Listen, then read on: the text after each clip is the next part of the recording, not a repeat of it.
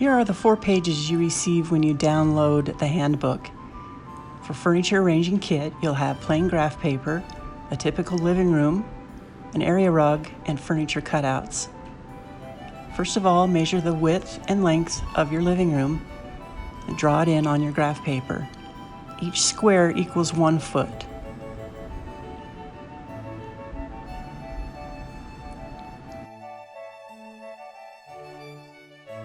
Next, mark where your windows, openings to other rooms, doors, and fireplace are.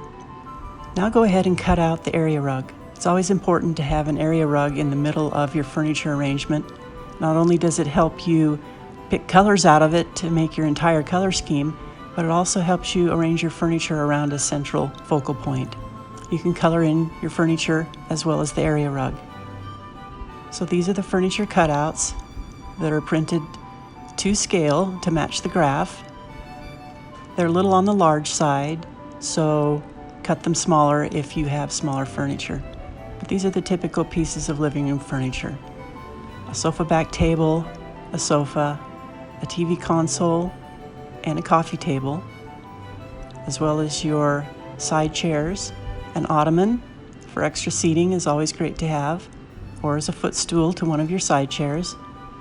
End tables to put lamps on, and of course some nice tall trees. All right, let's try another one. Put down the area rug where you want the center of the arrangement to be. This time we're placing the sofa directed toward the focal point of the fireplace. You can hang your TV over the fireplace if it's not too tall. Otherwise, put it on a console table. You see, I'm using a sofa back table to float the sofa out in the middle of the room, which enables it to look better as well as put lamps on it. There's the ottoman for extra seating. You've got your end tables for lighting, and you can see there's a traffic pattern that comes in the entry and along the side of the furniture arrangement, so people aren't walking through the middle of the conversation grouping. Now let's try another arrangement. This time, we're going to use the view as the focal point. So place the sofa toward the windows. A sofa back table again is great to keep the sofa away from the wall. We'll put the chairs facing the sofa, or you can face it toward the fireplace. Then the end tables, some trees to fill in the corners,